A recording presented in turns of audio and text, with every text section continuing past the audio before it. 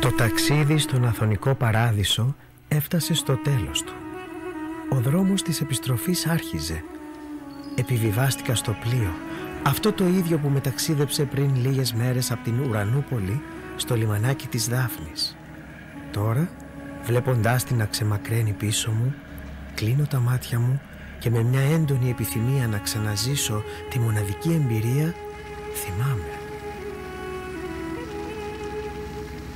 Θυμάμαι το λεωφορείο που πριν λίγες μέρες με πήρε από τη Δάφνη για να με οδηγήσει στον πρώτο σταθμό, τις Καριές, την πρωτεύουσα του Αγίου Όρους. Πρωτόγνωρη και ιδιαίτερη ομορφιά από εδώ πάνω. Κατεβαίνοντας από το λεωφορείο, μικρά γραφικά και ζεστά μαγαζάκια μπροστά μου προμηθεύουν την πραμάτια τους σε επισκέπτες και μοναχούς. Εικόνες μαγευτικές, μοναδικές. Κτίσματα καθαρά, πετρόχτιστα, επιβλητικά και μεγαλόπρεπα προβάλλουν μπροστά μου.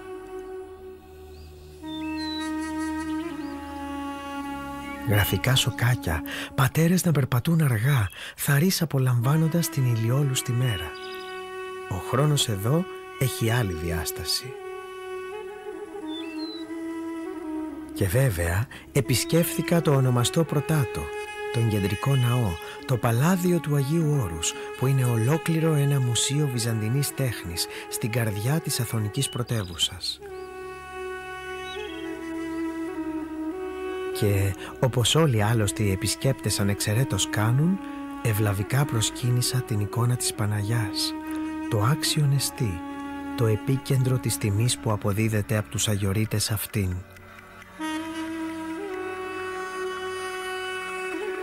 Εδώ κοντά και το Σεράι, το στολίδι των Καριών, η άλλοτε ρωσική σκήτη του Αγίου Ανδρέα, όπου και είχα την καλή τύχη να παρακολουθήσω μια ακολουθία με το ιδιαίτερο εθιμοτυπικό της.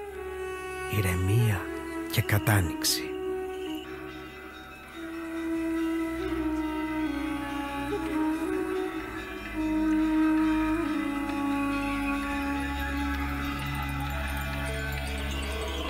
Είδα ακόμα από κοντά την Αθωνιάδα, την εκκλησιαστική σχολή του Αγίου Όρους, παλιά σχολή, που όπως έμαθα επαναλειτουργεί από το 1957, και τους μαθητές που φοιτούν εκεί να ψάλουν και να διαβάζουν ευλαβικά τα ιερά κείμενα μέσα σε μια κατανυκτική ατμόσφαιρα.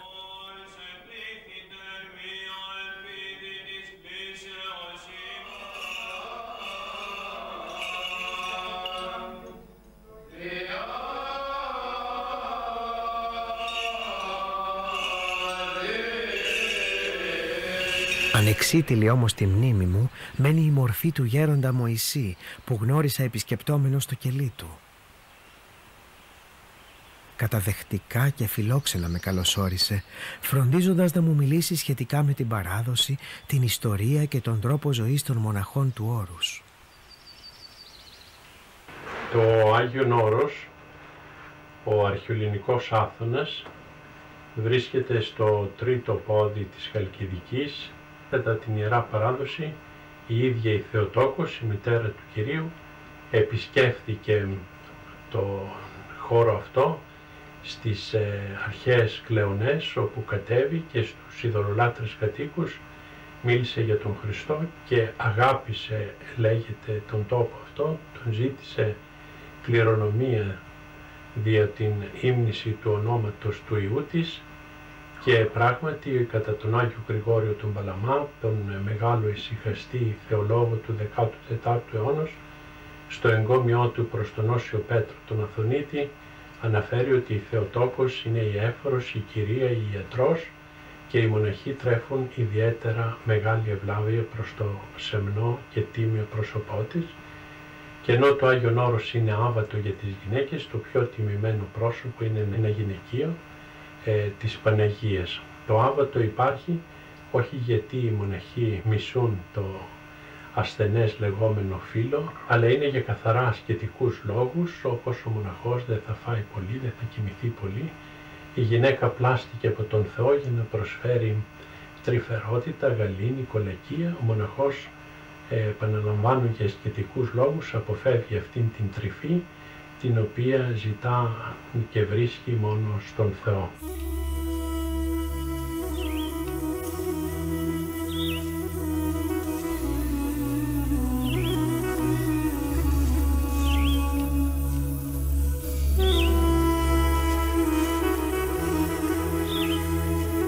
Σε μια χαρακτηριστική αγιορείτικη διαδρομή μέσα στην καταπράσινη άγρια φύση είδα να ξεπροβάλλουν μπροστά μου δεκάδες κελιά.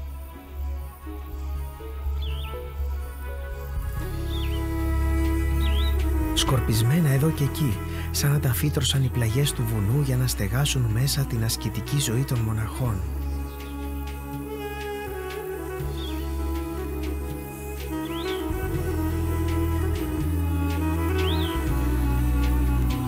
Μπροστά μου ορθώνεται ο Άθωνας, περήφανος, αγέροχος, επιβλητικός.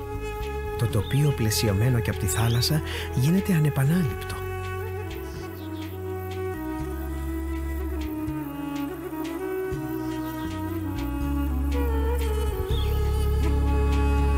Στο εσωτερικό των κελιών που επισκέφθηκα, κατάνοιξη και δέος. Οι μοναχοί προσεύχονταν στο λιγοστό φως των κεριών που κρατούσαν στο χέρι.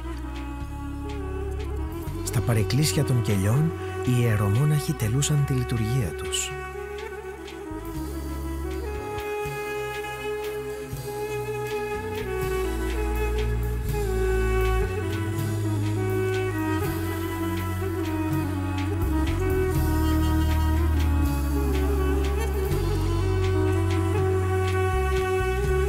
Δεν τους λείπουν όμως και οι ανθρώπινες στιγμές.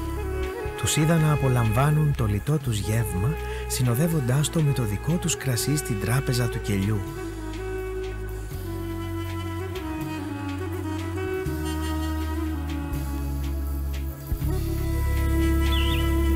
Γραφική φιγούρα προβάλλει πάλι μπροστά μου ο παππούλης καλόγερος στη λιακάδα του μπαλκονιού να μετράει τις προσευχές του κομποσχήνη του.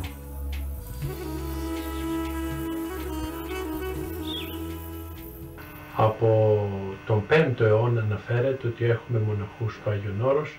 Ο μοναχισμός όμως οργανώνεται τον 10ο αιώνα με τον πολύ σπουδαίο και ονομαστό Άγιο Θανάσιο, τον Αθωνίτη, ο οποίος ήλθε από τα μέρη της Μικράς Ασίας και το 963 ίδρυσε την πρώτη μεγάλη μονή, την Μεγίστη Λαύρα, την οποία αφιέρωσε στη Θεοτόκο και απετέλεσε η ίδρυση της Λαύρας το πρότυπο για την ίδρυση και των υπολείπων μονών. Σήμερα έχουμε 20 μονές, οι οποίες ούτε να αυξηθούν μπορούν ούτε να μειωθούν. Από αυτές οι 17 είναι ελληνικές, μία βουλγαρική, μία σερβική και μία ρωσική και έχουμε και 2 σκήτες ρουμανικές.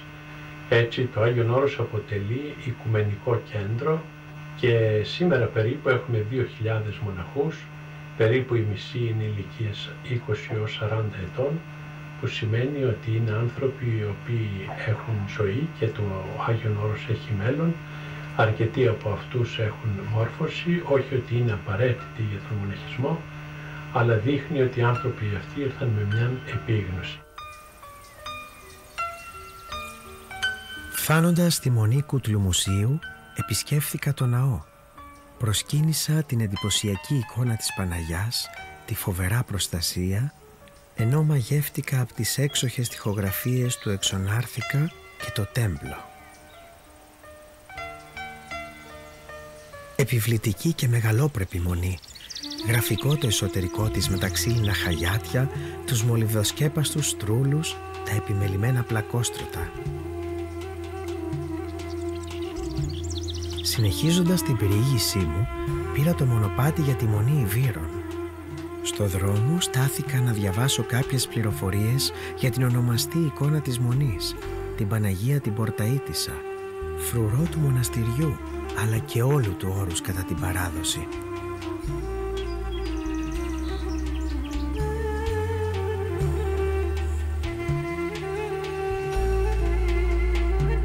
Στο παρεκκλήσιο που φυλάσσεται έμεινα έκθαμβος μπροστά στη θαυματουργή εικόνα, το περίτεχνο ξυλόγλυπτο τέμπλο, αλλά και τις εξαίσιες αγιογραφίες του Εξονάρθηκα.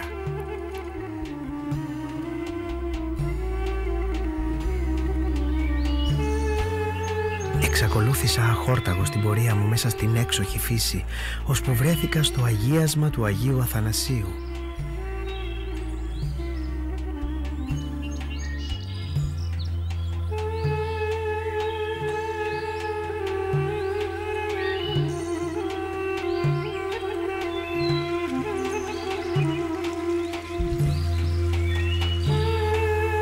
Γεύτηκα τον αγιασμό του, πλησίασα στο καμπαναριό του εξώστη και χτύπησα συμβολικά την καμπάνα.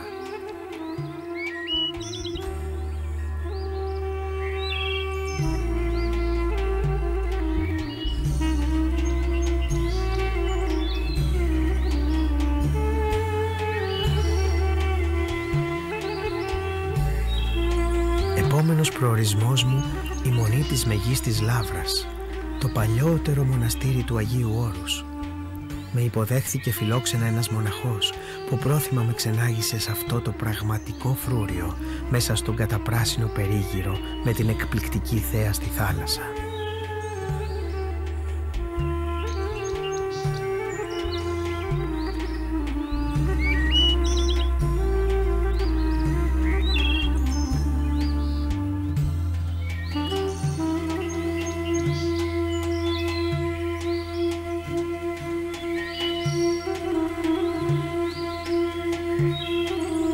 Περίτεχνα ψηφιδωτά, το κιόσκι με το απέραντο γαλάζιο να απλώνεται μπροστά.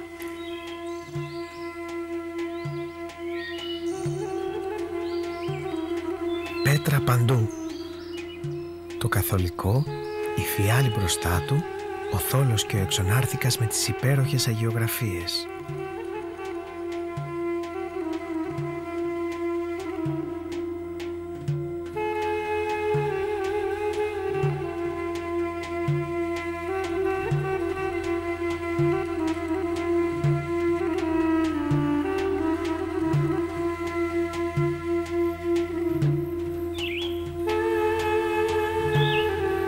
Συνεχίσαμε με το μοναχό να δείχνει το δρόμο, ακολουθώντας το κατηφορικό μοναπατάκι με τα σκαλιά για τη σπηλιά του Αγίου Αθανασίου, τυχωμένη στον άγριο βράχο μέσα.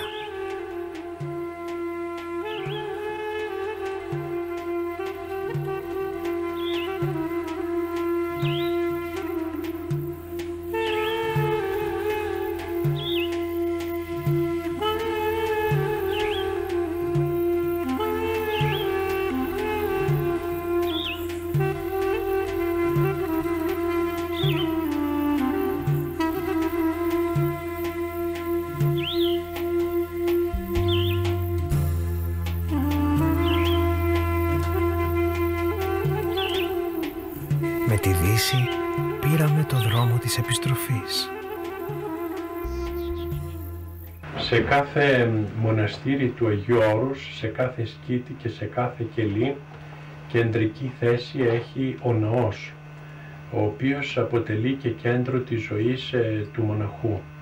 Η λατρεία έχει μια εξέχουσα θέση στη ζωή των μοναχών. Η επί το αυτό συνάντηση αποτελεί ένα υπερόω συνεχές. Έτσι ξεκινάει η μέρα του μοναχού και έτσι τελειώνει. Η λατρεία αυτή είναι συνεχής, όπως είπαμε, καθημερινή και βοηθά στην πνευματική τροφοδοσία των μοναχών, και το κύριο έργο του μοναχού δεν είναι το κοινωνικό ή οποιοδήποτε άλλο, αλλά αυτό το προσευχητικό της συνεχής επικοινωνίας του ανθρώπου με τον Θεό, που αποτελεί μια μεγάλη ευλογία και ευκαιρία του Θεού ανά πάσα στιγμή και ώρα ο χωικός άνθρωπος να επικοινωνεί με τον Μέγα Θεό.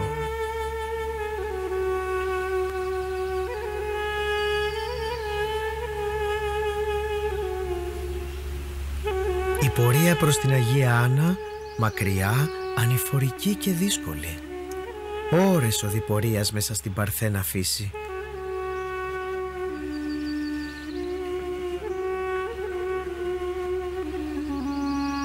Με κάποιους ενδιάμεσους σταθμούς τα κατάφερα. Και να την, η σκήτη της Αγίας Άννας, γραφικό κομμάτι του Αγίου Όρους, γεμάτο ομορφιά και γαλήνη, με τις πολλές καλύβες και τους μύριους ανώνυμους οσίους.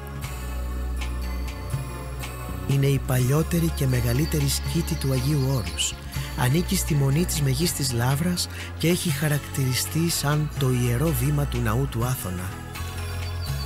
Εδώ αποτραβήχτηκαν και ασκήτεψαν ονομαστοί πατριάρχες και αρχιερείς.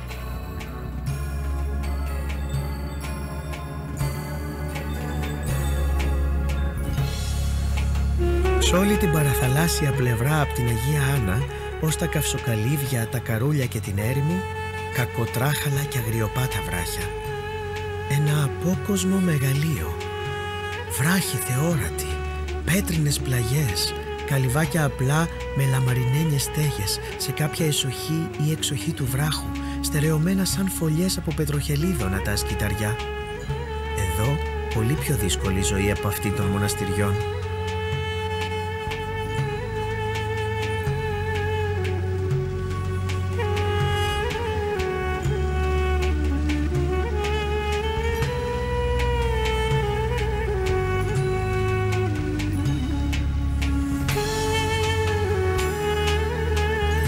Πιο πέρα οι μονές του Αγίου Παύλου, του Διονυσίου, του Γρηγορίου και τέλος η Σίμωνος Πέτρα, το μεγαλειώδες και τολμηρό αυτό οικοδόμημα στηριγμένο στον πυργοειδή βράχο.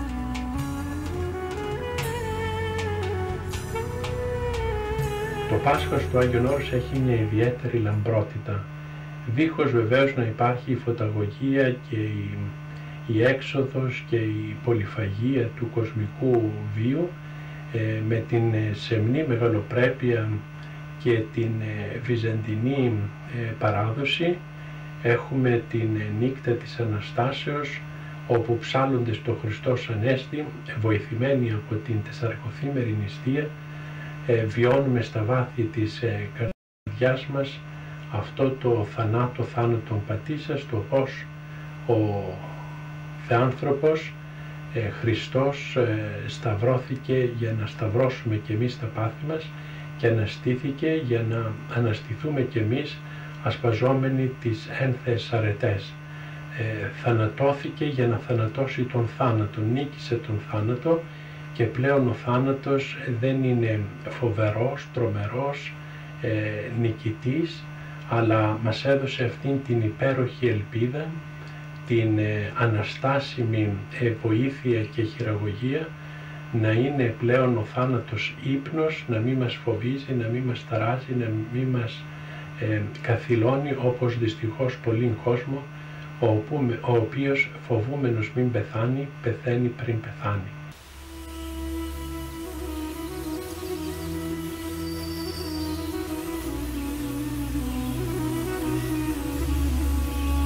Οι αγιορείτες μοναχοί δεν περιορίζονται μόνο στα θρησκευτικά και λατρευτικά τους καθήκοντα, που αναμφίβολα αποτελούν το κύριο έργο τους. Ο κάθε μοναχός έχει το διακόνημά του αν ζει σε κοινόβιο, το εργόχειρό του αν είναι κελιώτης.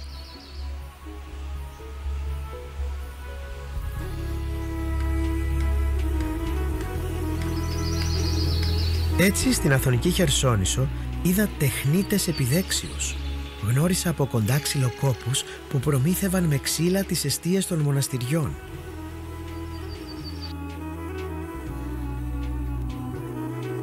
Αγιογράφους όπως τον πατέρα Σοφρόνιο και τραπεζάριδες που φρόντιζαν το λιτό γεύμα των υπολείπων μοναχών.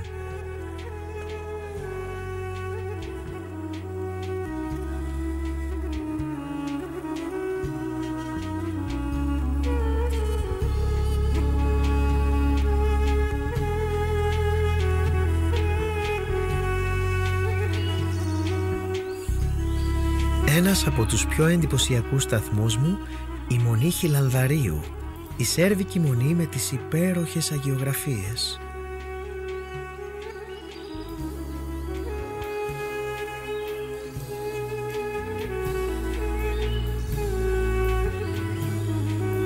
Το εσωτερικό της μονής εξίσου εντυπωσιακό, με τη μαρμάρινη φιάλη στο κέντρο της αυλής, το γραφικό πηγάδι της.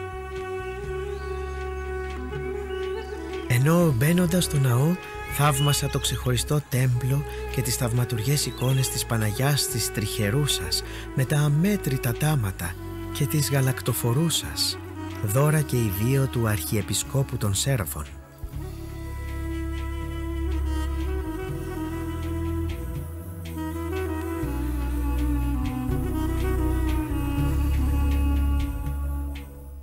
Άγιον Όρος είναι το γνωστό περιβόλι της Παναγίας, γνωστό σε όλον βεβαίως τον ελληνισμό και σε όλον τον κόσμο για την ιστορία του, την παράδοσή του, την προσφορά του, αλλά και το μήνυμά του.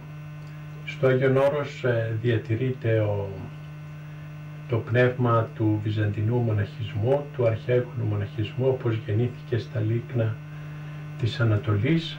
Το Άγιον Όρος οπωσδήποτε δεν είναι ένα απομεινάρι του ένδοξου βυζαντινισμού, όπως λέει ο ποιητής, δεν είναι ένα πολυθωμένο μουσείο, οι μοναχοί δεν είναι μουσιοφύλακες, φυλάγεται αυτή η βυζαντινή παράδοση στην αγιογραφία, στην ψαλμόδηση και στις άλλες λεγόμενες ιερές τέχνες, αλλά κυρίως το Άγιον Όρος είναι εργαστήρι αρετής, αγιότητος, σοφίας, και αυτό είναι το οποίο διψάω σήμερα κουρασμένος και αγχωμένος άνθρωπος.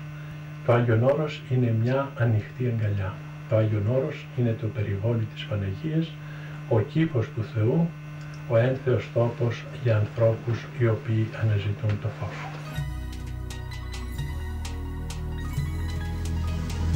Αυτά τα τελευταία λόγια του γέροντα Μωυσή ηχούν ακόμα στα αυτιά μου, και όσο απομακρύνομαι, τόσο περισσότερο σίγουρος γίνομαι ότι θα ξαναγυρίσω σε αυτήν τη ζεστή αγκαλιά, επιβεβαιώνοντας αυτό που άλλωστε και όλοι όσοι επισκέφθηκαν τον τόπο τούτο λένε.